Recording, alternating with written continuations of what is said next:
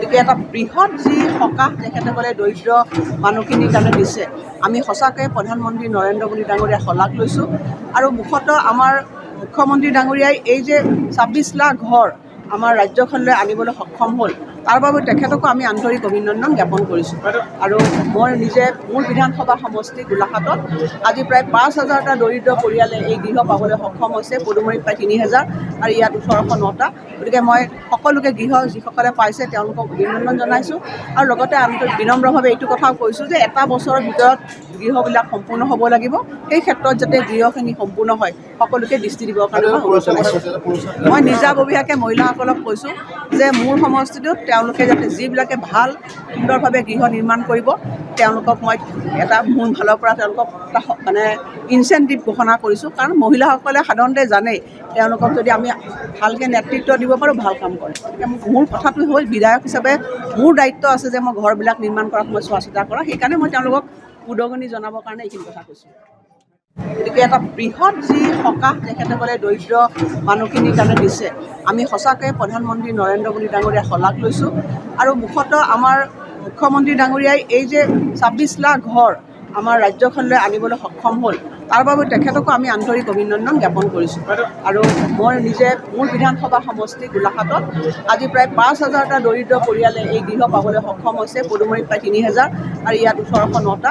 গতিকে মই সকলোকে গৃহ যিসকলে পাইছে তেওঁলোকক অভিনন্দন জনাইছোঁ। আৰু লগতে আন্তৰিক বিনম্ৰভাৱে এইটো কথাও কৈছোঁ যে এটা বছৰৰ ভিতৰত গৃহবিলাক সম্পূৰ্ণ হ'ব লাগিব। সেই ক্ষেত্ৰত যাতে গৃহখিনি সম্পূৰ্ণ হয় সকলোকে দৃষ্টি দিবৰ কাৰণে মই অনুৰোধ জনাইছোঁ। মই নিজাববীয়াকৈ মহিলাসকলক কৈছোঁ যে মোৰ সমষ্টিটোত তেওঁলোকে যাতে যিবিলাকে ভাল সুন্দৰভাৱে গৃহ নিৰ্মাণ কৰিব তেওঁলোকক মই এটা মোৰ ফালৰ পৰা তেওঁলোকক এটা ইনচেণ্টিভ ঘোষণা কৰিছোঁ। কাৰণ মহিলাসকলে সাধাৰণতে জানেই তেওঁলোকক যদি আমি ভালকৈ নেতৃত্ব দিব পাৰোঁ ভাল কাম কৰে। গতিকে মোৰ কথাটো হ'ল বিধায়ক হিচাপে মোৰ দায়িত্ব আছে যে মই ঘৰবিলাক নিৰ্মাণ কৰাত মই চোৱা চিতা কৰা। সেইকাৰণে মই তেওঁলোকক উদগনি জনাবৰ কাৰণে এইখিনি কথা কৈছোঁ। গতিকে এটা বৃহৎ যি সকাহ তেখেতসকলে দৰিদ্ৰ মানুহখিনিৰ কাৰণে দিছে, আমি সঁচাকৈ প্ৰধানমন্ত্ৰী নৰেন্দ্ৰ মোদী ডাঙৰীয়াৰ শলাগ লৈছোঁ। আৰু মুখ্যতঃ আমাৰ মুখ্যমন্ত্ৰী ডাঙৰীয়াই এই যে ২৬ লাখ ঘৰ আমাৰ ৰাজ্যখনলৈ আনিবলৈ সক্ষম হ'ল, তাৰ বাবে তেখেতকো আমি আন্তৰিক অভিনন্দন জ্ঞাপন কৰিছোঁ। আৰু মই নিজে মোৰ বিধানসভা সমষ্টি গোলাঘাটত আজি প্ৰায় ৫,০০০টা দৰিদ্ৰ পৰিয়ালে এই গৃহ পাবলৈ সক্ষম হৈছে। পদুমৰিত প্ৰায় ৩,০০০ আৰু ইয়াত ১৮০৯টা।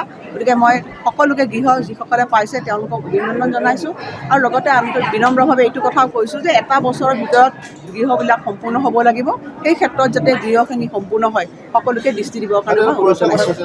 মই নিজাববীয়াকৈ মহিলাসকলক কৈছোঁ যে মোৰ সমষ্টিটোত তেওঁলোকে যাতে যিবিলাকে ভাল সুন্দৰভাৱে গৃহ নিৰ্মাণ কৰিব তেওঁলোকক মই এটা মোৰ ফালৰ পৰা তেওঁলোকক এটা ইনচেণ্টিভ ঘোষণা কৰিছোঁ। কাৰণ মহিলাসকলে সাধাৰণতে জানেই তেওঁলোকক যদি আমি ভালকৈ নেতৃত্ব দিব পাৰোঁ ভাল কাম কৰে। গতিকে মোৰ কথাটো হ'ল বিধায়ক হিচাপে মোৰ দায়িত্ব আছে যে মই ঘৰবিলাক নিৰ্মাণ কৰাত মই চোৱা চিতা কৰা। সেইকাৰণে মই তেওঁলোকক যিকোনো খবৰৰ বাবে যোগাযোগ কৰক 7099017330 লগতে 7099017110 নম্বৰত।